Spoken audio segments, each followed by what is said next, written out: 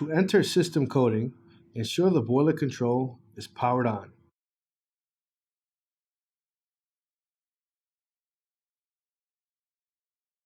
At the home screen, press the Mode button, then the up arrow until the word Confi flashes in the lower right-hand corner of the display.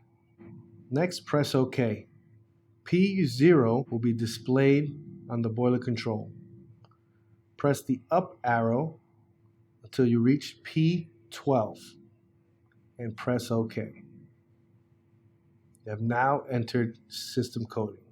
If your boiler is installed in areas above 5,000 feet of altitude, a coding adjustment must be made.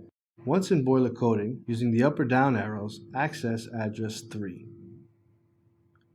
Pressing OK on address 3, change the value from a 0 to a 6 for elevations above 5,000 feet.